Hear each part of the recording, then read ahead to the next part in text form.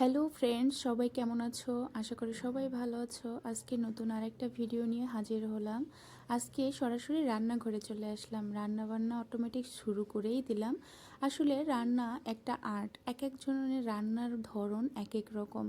যেহেতু রান্নার ধরন আলাদা, সেক্ষেত্রে রান্নার টেস্টও কিন্তু আলাদা।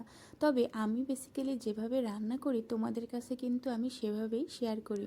কোনো রঞ্জিত বা অতিরিক্ত কোনোভাবেই কোনো কিছু আমি কিন্তু তোমাদেরকে দেখাই না।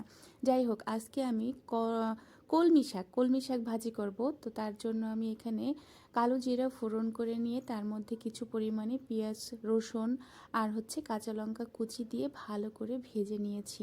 তারপরে এর মধ্যে সামান্য পরিমাণে হলুদ গুঁড়ো আর পরিমাণ মতো লবণ দিয়ে আর কিছুটা পরিমাণে চিংড়ি মাছ দিয়ে দিলাম, দিয়ে ভালো করে ভেজে নিচ্ছি। আচ্ছা, তোমরা কি শাক ভাজা চিংড়ি মাছ দিয়ে খেয়ে থাকো? তাহলে কিন্তু জানিও। আর এদিকে কমলি শাকগুলো আমি কিন্তু একটু হালকা গরম জলে ভাপিয়ে ঝরিয়ে নিয়েছি। বর্তমানে কিন্তু এখন বৃষ্টির সিজন, আর বৃষ্টির সিজনে শাকসবজিতে অনেক ধরনের পোকামাকড় থাকে, যেটা আমাদের স্বাস্থ্যের জন্য খুবই ক্ষতিকারক। তাই আমি সবসময় বৃষ্টির সিজনে শাকসবজিগুলো একটু সিদ্ধ করে ধুয়ে তারপরে রান্না করার চেষ্টা করি। যাই হোক, আজকে দেখো এই যে আমি খুবই সিম্পলভাবে কলমি শাকটা ভাজি করে নিলাম। তবে এই যে চিংড়ি মাছটা প্রয়োগ করলাম, তার জন্য কিন্তু শাক ভাজিটা খেতে অনেক বেশি টেস্টি হবে। যাই হোক, কলমি শাক তো ভাজা হয়ে গিয়েছে। তারপরে আরও একটা রান্না তোমাদেরকে শেয়ার করছি। এখানে কড়াইতে তেল দিয়ে দিলাম মাছ ভাজার জন্য।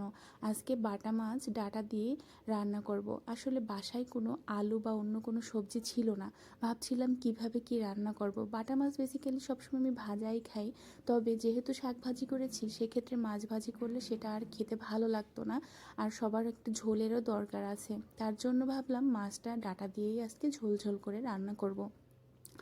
মাছগুলো আমি এখানে একে একে ভেজে নিলাম। এরপরে আমি আবারও একটু তেল দিয়ে দিলাম ফোড়নে জিরা জিরা ফোড়ন দিয়েই আমি ম্যাক্সিমাম সময় মাছ বা যে কোনো কিছু রান্না করি। তারপরে কিছু কুচানো পেঁয়াজ, রসুন আর কাঁচা লঙ্কা দিয়ে ভালো করে ভেজে নিচ্ছি। বাটা মশলা আছে, তবুও আমি আজকে বাটা মশলায় রান্না করছি না, হালকা কুচানো পেঁয়াজ টিয়াজ এগুলো দিয়েই রান্না করে নেব।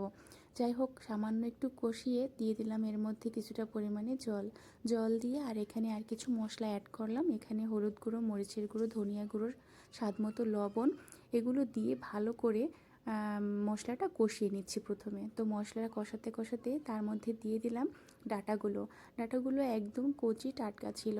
তবে এর মধ্যে যদি একটু আলু দিতাম তাহলে খেতে আরও ভীষণ ভালো লাগতো, তবে বাসায় আলু ছিল না, তার জন্য আজকে এভাবেই রান্না করছি, দেখি খেয়ে কেমন লাগে।